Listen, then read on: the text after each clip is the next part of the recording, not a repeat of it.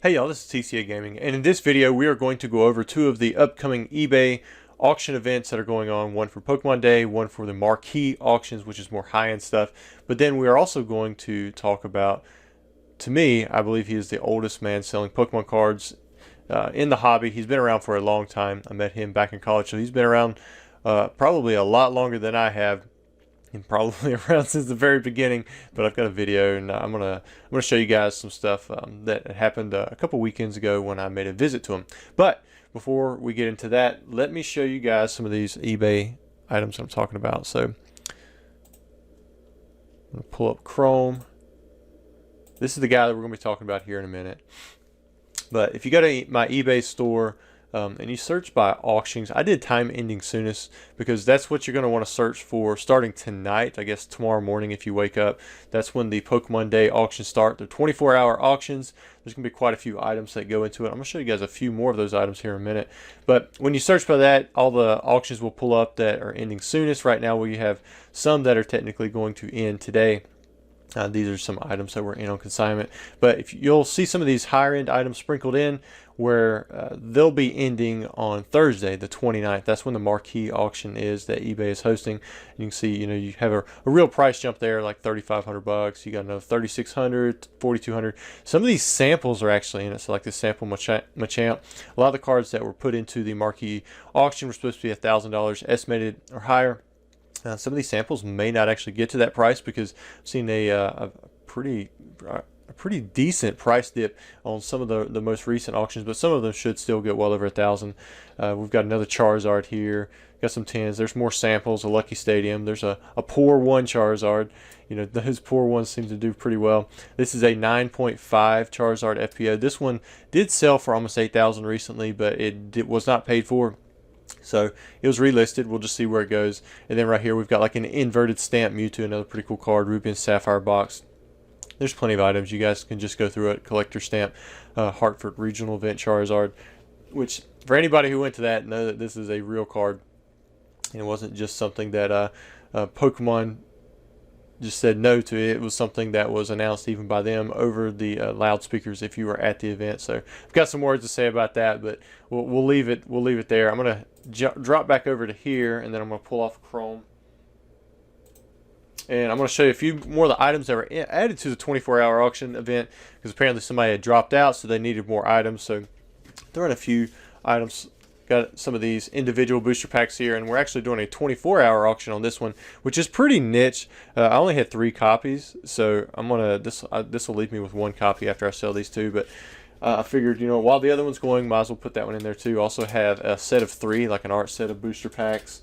Then we have an unperforated Charizard from Burger King. Now these aren't estimated over 1,000. These are I think they wanted like 250 plus, but they were more lenient with the price since they needed some last minute additions. I don't know where a card like this would end. It's actually decently rare because it's unperforated, which means it did not come on those little Burger King 3x3 cutouts. Well, snap outs, tear outs, whatever you want to call it. Got a Rainbow Charizard. This is first print PSA. These are pretty tough to find just because all of the rainbow foils, especially from the earlier prints, like they almost always crack whenever you open those packs up. Another Topps card. This one has a foil shifting error. I've got a pretty good picture of it on Instagram, but you can see right there where the foil texture, it's shifted down. And then what's even cooler is if you get a good picture of this, it's actually got a different foiling type once you switch over. So that almost makes me think that they printed the different foil types on the same sheet, which is kind of strange. I wouldn't have thought that they would have done that, but who knows with Pokemon, right? Or Topps, I guess it'd be Topps. Here, this is just a first print, which is the blue logo. Charizard from Topps, non-hollow. We've got a Reshiram and Charizard GX, a Rainbow Rare. This is the Error Pink Dot version. Some of you may not even know that there's 2 different versions for this card, but I've actually got 2 copies of this Pink Dot one, and I have seen others in the past as well. But since I had 2 copies, thought, maybe we'll let it go. Same thing with this one. I had 2 copies of the Charizard GXs, the SV49 from Hidden Fates. So usually these do pretty well. They're very consistent. We have a red version of the Card-Ass Vending Charizard. You guys may have heard me talk about how PSA won't discern the variation between the red and the green version. The other card that's like this in the same set with the Charizard, it literally, where it's red right here, that's all green. and for some reason those two variations, unless it's changed recently, or they don't have any distinction with PSA grading. Here we have a 4 position only Arbok. This one's graded a 9. Pretty nice copy there. I think I'm out of my extras once I sell these. We have a 4 position only Blastoise, also in a 9. I didn't realize I had an extra copy of this one, but I've got a CGC 10, so I figured I'd move that one. We've got another first edition Charizard. This one is a 6.5 old blue label CGC. What else we have here? We got a Blaine's Charizard Gem at 10. These could have been in the marquee auction, but I decided to put them. Well, I already had some of these similar cards in the marquee auction, so these were kind of like a last minute addition to the 24-hour auction. So you may have a good chance of getting these at a really decent price. Here we have a reverse holo Charizard from Crystal, or a Crystal reverse holo Charizard from Skyridge. I had 2 of those, and then last, this is the big card. Probably would have dwarfed any price that I actually had for cards that were in the marquee auction, but it is a Gold Star Charizard, pulling the Gem Mint 10 condition. This is an old style label, but you can see the condition there, front and back, and then of course I've got scans in the listing as well. Now, before we move on to Jim, talk about him a little bit more. If you guys are interested, again, that stuff will be on my. You can find most of it on my eBay, but there are other sellers as well that are involved with it. I believe Z&G, him and TCG Genius, I believe, they've been tagging me on eBay or on IG, so I assume that they're in this as well. They've got some pretty cool items lined up. I've seen some pictures for some decent items, so I'm curious to see what all they'll be selling. I might be bidding on their items because I can get some of these. But if the prices end up going really good, you know, then of course I won't be bidding because I'd just be looking to resell.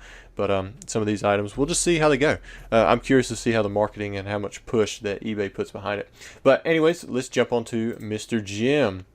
So we'll come back to this video here. I want to talk with you guys for a few minutes about some of the stuff that I got from him, and you know why I was here. So this is me. I'm walking up to Mr. Jim's cards. He is in the flea market in the Raleigh area. We had a vacation weekend, and really the purpose of it was to go visit Mr. Jim, because when I was younger, I was in college. I believe it was maybe my junior year.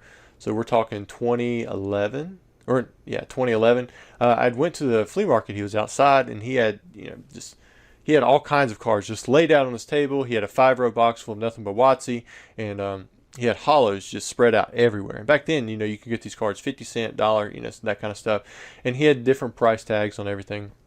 I remember coming up to him and I was like, "Would you take $500 for everything?" And it was like I just gave him a heart attack, man. He was so ready to take that. He was like, "Yes, I will. I will take I'll take that $500." I'm like, "All right, I have to go to the ATM because I don't have this money on me." And I knew $500 was the max amount that I could withdraw. So I went to the ATM, got as much as I could out, but I'd already spent a little bit of money that morning when I had withdrawn. I believe it was $100 already. So I actually had less than that. And I come back to him, I was like, "Look, I've spent a little bit of money this morning, so I don't actually have $500 in cash." And you could see his face. He was like, "Man, I just lost this deal." But I was like, "I have really close. I'll give you everything that I have." I think it ended up being like $470, something like that. And he was like, "You know what? That's a deal. We'll take it." And all the stuff he gave me, like he gave me just like stacks and stacks of WotC hollows. There weren't like first edition Charizards or anything like that. I believe he thinks that there were first edition Charizards, but there were not. But I do remember specifically he had like 2 or 3 sets of the jungle holographics that were the Era No Symbol. So I sent off a lot of those to be graded at the time. And I don't know how much money I ended up making off of everything, but it was a nice stepping stone for me as a seller, because it gave me a lot of inventory with commons, uncommons, making sets. A lot of stuff was mint. From what he told me, these cards were cards that he pulled straight out of boxes, and he just had there, and he would sell cards out, 50 cent, $1, $2 here and there to kids. And we've just kept in touch ever since. He might call me about something every now and then. I might send him a message. He may send a customer my way if it's more high end, or if he has a buyer looking for something more high end, he might call me up and be like, "Hey, do you have a first edition Charizard? What's the cheapest one you got?" And as long as he can make a little bit of margin, we might help each other out. And so I wanted to pay him a visit, because it took me back to a time when everything was still kind of new. Everything was still early, and he's always been so nice to me. And this was me walking up. That's his little sign there, Mr. Jim's Cards. And there he is, Mr. Jim, right there. He's off there to the left. There's my daughter, Sarah. I brought a box. That's what was in the previous picture. That's what I'm carrying right there in the middle. I just want to take him some stuff that, I thought he might like. And here we were going over a 151 box. He actually, so he does something different. When he got in his 151 boxes, he actually opened all of the packs and he wrote down, you see this little notebook right here. He wrote down the contents of every pack for every box and recorded it. And so he actually sells these packs individually with their tops cut off. And people will still come by and buy them because he says any pack that you buy, it's already pre-recorded here. You'll be able to find all 9 hits in every single box, because he said every one of his were consistent, but he just put the cards right back in there. And people trust him so much that they will buy packs that are literally cut open from the top from him, because they know that he's got it recorded if they want to check, but also that they trust him and he has no reason. But the reason he says that he did that, he just wanted to make sure that the boxes weren't tampered with, because he'd heard about everything that's going on in Japan. And that should tell you something. If this guy here, he's selling at a flea market from the very beginning. He knows about all the resales going on in Japan. It's an issue. Even with that little tear strip, people have been running across that stuff. All right, next up, this is a picture of all of us there. There's my son John, my wife Anna. You got Sarah, you got Emma, and then right here is Mr. Jim. And it's all about Jesus shirt. Believe, love, I believe it's trust. I actually didn't ask him what it said on his shirt. Here we're doing a few deals. I'm going to show you guys a few things that I bought off of him. This is where my daughter, this isn't the video, she's opening up a pack. These are packs that he gave them just to open up. Here they're doing a little bit of dealing. Oh yeah, this is kind of cool because we had actually shopped around and went to a rock store while we were waiting on him to open, because when I first got there, he wasn't quite there yet.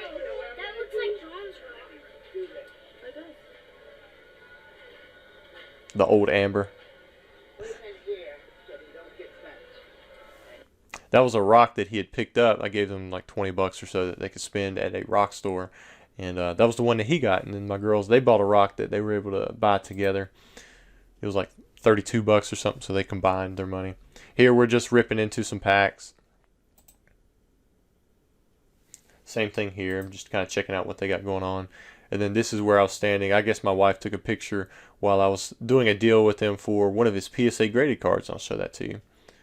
And then this is like a 3-minute clip of Mr. Jim just talking, because sometimes I think it's important to record people, and what they think is important to say to you when you ask them about their business, and what it is to be a Pokemon card salesman, especially somebody who's, he could have retired 20 years ago.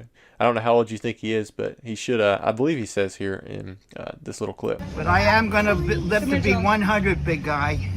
I'm going to live to be 100. I'm going to be the world's oldest Pokemon dealer. Yeah. I'm going to be an old man someday. Please. And I'm going to be older than Charizard. But when I die, you know what I'm going to do? I'm going to go and play with Pikachu up in heaven. I'm going to have fun in heaven. Charizard. And when I get there, St. Peter's going to say to me, first thing when I get to the gate, he's going to say, do you have any Charizards? That's what Peter's going to say to me. What is that? You want to tell him, Jim? You want to tell her, Jim, what that is? What is that, young lady? Do you know what that is? Point to it. Which one is it? Do you want to see Oh, that's there. I think your daddy probably had one of those, didn't you, Dad? Yeah, I had one of those. Yeah, that's a little computer for Pokemon cards. It's like the Pokédex. It's what you use to keep up with all the Pokemon. So like Bulbasaur's the first one. Do you know about Pokemon, you girls? What? Do you know about Pokemon? Do you have any of your own cards? Do you? Yeah. Yeah. I think that God gave us Pokemon, gave it to me so I'd have something to do in my old age. I think God purposely started Pokemon for me. And I thank him every day. Well, not every day. I should every day, but I don't. But I do thank him at least every other day. And now with Lent here, I thank him all the time. I tell you, it's me You know who owns my business? God the Father. You know who my manager is? God the Son. You know who my partner is at work? God the Holy Spirit. And you knew that because I saw your lips moving when I said, you said that before I said it. You guys are great. You guys are great. What a nice family, Rusty. I think of you all the time. And Anna meeting you, and you went to state too here. We got to meet, I think, once before. I was a whole lot skinnier back then. Well, now you're beautiful. Well, I appreciate You were skinny, it. but now you're beautiful. I appreciate it. But yeah, that's Mr. Jim. Yeah, it's been fun to keep up with. He didn't actually state his age, but he is 88 years old right now. So he plans on being in this for another 12 years or so. But I did pick up a few things off of him. I think I got some of these cards here. Got a Blastoise, a Regirock EX, and he cut me a deal on some of these cards. There's a Milotic Shiny, there's a Ninetales, and then this one right here, I bought this one from him. Thought it'd be kind of cool to add something to my Charizard collection for that it had specifically come from him that I could place on a date. And you know, he ended up cutting me a deal on this card too. He actually again ended up giving me, I don't think I'm gonna be able to show this on camera, but it's like this. You can kind of see there's a Palkia coming through there, but like it's this giant cloth banner thing that there were several of them, but they're really good quality. I don't know why anybody would have counterfeited those, so it may have been some kind of like advertisement or something. Maybe if there's someone here with the store, you may know what those things are. It's so big, like it's taller than I am when holding my hands up. But I thought it was a really cool item, and he was just like, "I've got one. I'd like to give you this," and he didn't want to sell it. So I definitely appreciate that. But guys, hope you enjoyed the video, and I hope that if you run into people along the way, your journey of buying, selling, trading, just having fun, that you take the time to just let them know how appreciative you are of what they meant to you. Especially even if you're a kid. Like, I had no idea when I was buying from him at the flea market in 2011 that Jim was going to be a part of my life for a long time. We're not super close or anything, but we do keep in touch.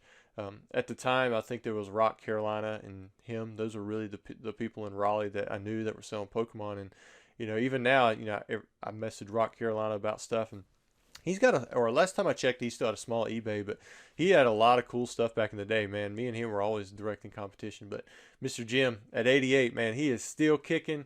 He didn't miss a beat when I was in there talking about different things, and it's so surprising to me. At 88, most people would want to be home doing nothing, and he just gets up, he gets in there every week, and he's selling and he's hustling, and it's probably good for his health too. I can't wait to see him at 100 and see if he's still in there, because I think that would be super cool. But as always, guys, I definitely appreciate the time you've given me during this video and the support for the channel.